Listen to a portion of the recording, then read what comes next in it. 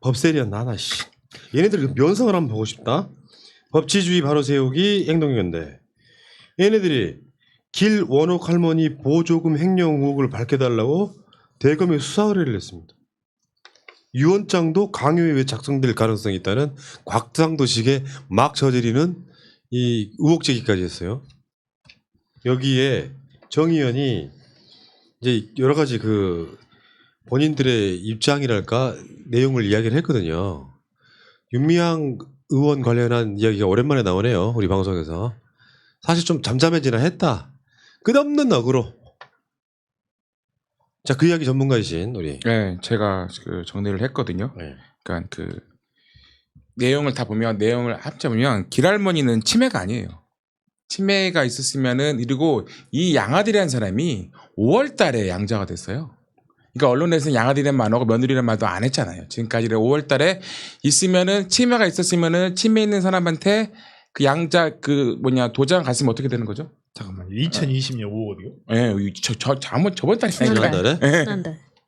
될 거고 그 길할머니는 평소에 많은 동 양아들을 계좌로 입금을 시켰습니다. 그리고 그 길할머니는 인권운동가로서 활동하시면서 길원옥 여성평화기금, 김쁨동 센터 등의 상당수를 기부를 했어요. 그리고 그 여성 인권사람 받은 1억 원 중에 5천만 원을 정의원에 기부했습니다. 근데 그 아들한테 얼마 준 줄 아세요? 1,000만 원. 이렇게 되면 어떤 느낌인지 아시겠죠? 그 뭉칫돈이랑 이런 돈이 다요. 그러니까 언론이 조선일보가 조선일보답게 쓴 거죠. 이런 내용으로 가져가지고.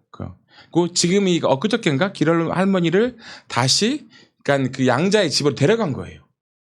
그때 말했던 나는 집으로 간다고 하는 것들이 할머니야 그런 마음을 이용한 거죠. 길혼 할머니 14년도 있었고, 그러니까 조선일보의 기사를 딱 보면 그런 느낌이 들어. 자식이 데려가는구나. 그럼 거꾸로 자식이 지금까지 쉼터에다 왜 놓고 있었다는 것도 생각할 수 있는 거죠. 네, 그렇습니다. 내용. 지긋지긋하다. 네. 내용에 대해서 알고 싶지도 않아요. 네.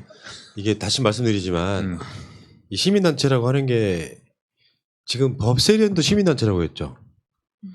얘네들에 대한 후원금 우리가 의혹 제기해서 고발해버릴까요? 제 생각에 얘네들이 단체로서의 형태를 갖고 있는지 사실 의심이 들어요. 그러니까 그런 단체 뭐 임의단체라고 해요. 임의단체. 아까 이게 네. 정식 등록이 안 등도 돼. 있고 네. 재단번이 네. 사단번이 아닌 단체요. 그냥 그런 시민들 대부분의 시민단체 소규모 이런 데 다 그런 단체예요. 아니 덜 나쁜 건 검찰이죠. 네. 그러니까 이렇게 유령 단체 같은 애들이 나와서 고소 고발을 하면 되게 정상적인 검찰 같으면요, 이 정부 내에 검찰이 아니면요, 되게 말이 안 되는 건 천해거든. 아예 기각하거든요. 그러니까 대검찰청 고소 고발 사건 처리 규칙에 보면 언론 보도를 보고 고소 고발이 제기된 게 각하라고 돼 있어요. 그러니까 검토할 가치도 없다는 거죠. 그런 거는. 근데 각하를 할지 되게 의문스럽고, 저는 이렇게 사실 법세련도 그렇고 그 뭐였죠? 과거 시험 준비하는 애들 아직도 걔네들 같은 경우에도 그렇고 이렇게 뭔가 되게 피해자들이 차곡차곡 누적이 되고 있는데 이 피해자들이 적극적으로 나서지 않으면 얘네들을 제재하기 힘들어요. 정말 피해자들이 적극적으로 나서야 되는데, 그런 지금 이제 사실 우리 쪽 단체들은 그렇잖아요. 대부분 다 고소 고발 당하면 그 조사 다 받고 난 다음에 우리가 뭐 잘못했는갑다 하고 정신을 좀 못 차리고 있는 경우가 많거든요. 근데 이렇게 무슨 이렇게 말도 안 되는 남소를 남발하는 단체들을 그냥 두고 보고 있다는 것조차도 사실 어떻게 보면 공익적 관점에서 굉장히 문제가 있기 때문에, 이거는 지금 이제 그때 황희석 님이셨나요? 그때 누구였죠? 맞아, 인권국장. 예, 그 법사위원이라든지 사준모 같은 단체에 대해서 적극적 행동을 하시겠다라고 의사를 표현을 하셨잖아요. 충분히 제재가 가능한 범위에 있어요. 근데 피해자가 적극적으로 나서지 않으면 적극적 제재가 안 되기 때문에 지금 좀 소극적으로 나서는 부분이 있는데, 정신 좀 똑바로 차리시기 바랍니다. 지금 이 계속 고소 고발 남발하는 단체들은 속권은 당신네들 권리가 맞지만 그 권리도 남발하면 그 권리 남용이 됩니다. 그러니까 처벌해야 된다고 생각해. 왜냐면 민생문제연구소가 나경원 12번 고발할 때 검찰이 선택적으로 안 받아줬잖아요. 지금도 안 받아주고 있잖아. 근데 얘네들이 고소 고발하면 득달같이 이걸 빌미로 압색 이러고 있단 말이에요. 그러면 내가 봤을 때는 이건 검찰 유관단체예요. 안 그렇겠어요? 실제로 조국 장관에 관련한 처음에 법무부 장관 내정되고 나서 각종 고소고발 막 들어왔는데 이제 자유한국당 쪽에서 직접 한 것도 있었고 뭐 듣도 보도 못한 단체에서 고소고발했는데 그걸 빌미로 압색하면 이거는 기본적으로 그 구조 연관 관계, 유착 관계를 알아봐야 된다고 생각해요. 채널A 기자와 한동훈 간의 유착이 있는 것처럼 편의적으로 검찰이 이 일종의 검찰 관변 단체가 돼가지고 편리한 거는 야 우리가 인지 수사하기 힘든 그런 경우들이 있잖아요. 그럼 고소고발하면 그 이후로 그냥 계속 낚아치가는 방식이잖아. 검찰 유관 단체라고 생각하시는 거죠? 아니 그러니까 그런 의혹이 있을 수 있다고. 그렇죠. 그런 의혹이 있을 수 있죠. 의혹이. 그러니까 이게 내가 살아보니까 사유를 해보니까 세상은 이렇게 살았더라고 이 새끼들이 보면. 그러니까 우리는 뭐 어떤 특정 단체와 검찰과 관계가 없을 것 같지만 악어와 악어새 같은 공생 관계를 유지하고 있다면 뭔가 그 내부적으로는 그런 관계가 있을 거라는 이야기예요. 한동훈이 채널A 기자랑 그런 짓을 할 거라고 누가 생각을 합니까? 우리 같은 사람들은 생각도 못하지. 그러니까 이제는 그런 의혹을 제기해야 된다고 봐요. 검찰을 불리하게 만드는 집단은 뭔가 꼬투리를 잡아가지고 고소고발하게 만들어서 수사를 하게끔 빌미를 주는 이런 유착관계 충분히 있다고 봐요. 거기에 언론도 껴서 트라이앵글인 것 같은데 일단 언론에서 보도를 하면 법세련 사준모 얘네들이 고발을 하고 그다음에 또 검찰이 수사에 착수를 하고 하는데 언론 자체가 일단 제보자에 대한 검증을 거치지 않고 그냥 따옴표만 써서 이렇게 의혹을 제기했다라고만 하잖아요. 그러면 거기에 아무런 근거가 없는 건데 이게 계속해서 돌아가고 있다라는 건 진짜 그 셋 사이에 유착 관계가 있다고 보는 게 합리적인 의심이죠. 알겠습니다. 그 이야기는 여기까지.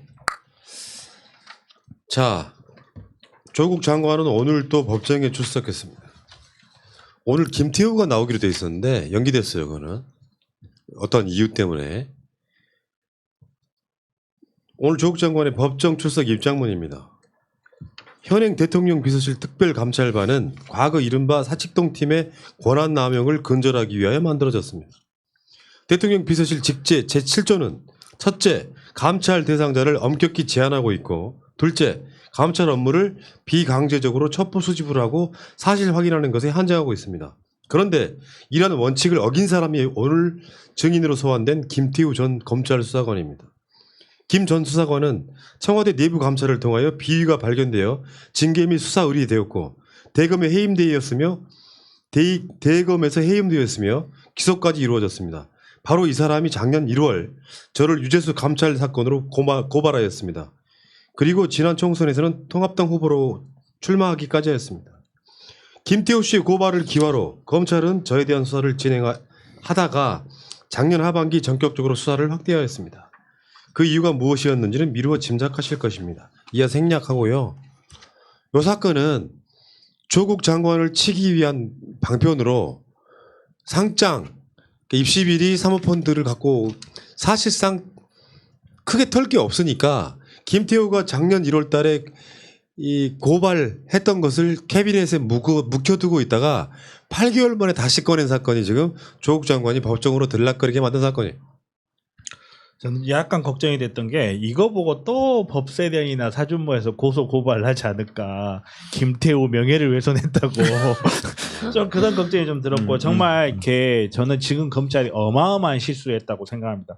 조국 장관님, 조국 교수라는 학자들요. 지금 제가 봤을 땐 투사를 만들어버리고 있어요. 조국 교수님이 그 나오는 지금까지 워딩이라든지 계속 출석 입장문 이런 걸 보면서 제가 느끼는 게 어떤 형사사건에 자기가 죄가 있건 없건 기소가 되고 그걸 재판을 받는 사람도 위축이 되고 자기가 하고 싶은 말 다 못하기 마련이에요. 근데 조국 교수님이 지금까지 법정에 나가실 때마다 입장문이나 이런 거 보면 진짜 간결하지만 힘이 묻어 있거든요.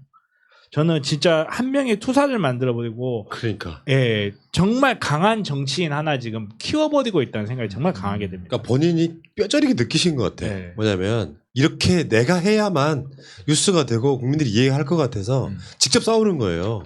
오죽했으면 저번에 그런 이야기 하셨잖아요. 이분이. 거기다 조국 교수님이라는 게 학자다시다 보니까 정말로 법의 폐해라든지 법이 인권을 어떻게 이렇게 깔아뭉개는가를 사실 책으로만 보셨을 거 아니에요. 말 그대로 책상 물림. 이 상황이셨는데 자기가 연구하고 자기가 평생 동안 몸담았던 것들이 자기와 자기 가족들을 어떻게 뭉개는지 이 과정을 몸으로 느끼시면서 정말로 강한 투사를 지금 만들어버리고 있어요. 그러니까 자세히 보면 김태우가 청와대 내부 감찰을 통해서 비위가 발견돼서 징계됐고 수사 의뢰됐고 대검에서 해임됐으며 기소까지 이루어졌다. 이런 사람이에요. 이 사람이 검찰 수사관 출신이거든. 청와대 파견 나와 있던 사람인데 유재수랑 비슷해요. 이 사람 자체가 갖고 있는 비리가. 그래서 해임까지 됐단 말이에요. 여기 양심을 품고 청와대 그 특별 감찰반 등에 대해서 쉽게 표현하면 내부 폭로한 것을 미래통합당 등이 받으면서 이 사건이 이제 뭔가 논란거리가 되었다가 에이 지금 민정수석실은 별 문제 없어라고 사실 덮어뒀던 거라고. 그래서 이 사건 자체가 이슈화되지 않고 검찰의 캐비닛에 그냥 보관되어 있던 거를 조국을 털기 위한 용도로 꺼내들었단 말이에요. 그 재판 받고 있는 거예요. 뭐 감찰 무마냐, 감찰 뭐 종료냐, 감찰 뭐 중지냐 뭐 이런 논란이 있는 것처럼 사실 이 논란이 말이 안 되지 않습니까? 수사권이 없는 민정수석실에서 감찰반 같은 데서 본인이 거부하면 감찰을 중단할 수밖에 없는 어떤 상황. 그래서 이거를 마지막에 보고서 써가지고 관련 부처에다가 보내주면 되는 상황. 이거를 지금 조국 장관이 유재수를 비리를 무마하기 위해서 이게 지금 이걸로 지금 재판을 받으러 다니는 거예요. 그래놓고 저번에 그런 얘기 있었잖아요. 직권 남용이냐 아니면은 업무방해냐 뭐 말도 안 되는 제목들이 막 들어가요 희한하게. 그래놓고 자기는 감찰을 인권부에 배당해버리고 수사 넘겨버리고 자기는 법과 원칙대로 했다고 그러고 직무태만과 직권남용이 막 부딪히고 검찰도 뭘 적용할지를 몰라가지고 계속 바뀌고 있었잖아요. 그러니까 우리나라 사람들이 지금까지 민정수석에 대한 이미지가 수사권이 있었다는 거였고 지금 관례적으로 민정수석실에 있으면 부서 부리의 권력을 했던 거죠. 근데 이 사람도 김태환 수사관도 그런 걸 못하니까 자기가 좀 기분도 안 좋고 그리고 자기 급수도 6급이었잖아요. 승진이나 그런 것도 많이 엮여 있었는데 그래도 안갚음을 그냥 하고 통합당에서도 공천도 하고 그러니까 계속 정치인으로 가고 싶은 욕망이 있을 거라 생각해요. 이분은. 근데 정말 조국은요 희대에 난 불쌍한 사람이라고 봐. 이 관점 오늘 이 시점까지는. 대체 무슨 비리가 있단 말이에요. 지금 윤미향 막 쳐죽여라 하는 마녀사장 하는 놈들 댓글에는 윤미향은 마녀고 지금 조국 어쩌고저쩌고 하는 사람들은 조국은 또 마녀지만 한편으로 말하면 왜 불쌍하다고 이야기를 하냐면 이런 사건은 벌어지고 나면 막 으쌰으쌰 조국을 막 돕자는 해. 근데 실제로 그렇게까지 막 130만 건이라고 불렸던 보도량을 쏟아냈던 애들이 조국 입장은 이야기를 안 해. 그러면서 혼자 외롭게 싸우는 느낌이 드는 거예요. 제가 여러분들한테 약속 드린 게 있잖아요. 조국 장관 재판에 관련해서는 알건 모르건 힘이 닿건 되건 안 되건 무조건 끝까지 가겠다 이렇게 이야기하는 이유가 그런 것 때문이에요. 본인이 직접 싸워야 해. 그나마 그래야만 보도라도 조금 되니까. 그래놓고 있잖아. 내가 말했지. 오후 재판에 변호인의 이 신문도 보도해 주십시오라고 하니까 그건 보도를 하는데 그날 다른 언론들이 오후 신문은 보도를 안 해. 뭐 이런 역 같은 놈들이 다 있어요. 오후 신문은 또 변호인의 신문도 보도해달라고 이야기를 해놓고 그 이야기 한 건 보도를 하면서 실제로는 보도를 안 한다니까. 오후 변호사가 묻는 거는. 아무튼 여러분 끝까지 지키셔 주셔야 돼요. 제 뒤에는 이 조국 장관이 있어요. 문 대통령도 마찬가지고 이분들은 어떻게 보면은 검찰에 의해서 자기 운명이 결정돼 버린 사람들이라고 일단 보고 이 검찰 키워드가 이 세 분한테 있는 것이고요. 저기 진정화님 뒤에 있는 사진에는 한반도 평화의 키워드가 있는 거예요. 공통적으로 보면 자 여러분들의 힘이 필요하고요. 오늘 그 문 대통령 지지율이 좀 빠졌다. 뭐 중폭 하락, 대폭 하락 이렇게 나오던데 내가 다시 말씀드리지만 남북관계가 안 좋은데 문 대통령이 뭘 잘못해서 지지율이 빠지면 안 되지.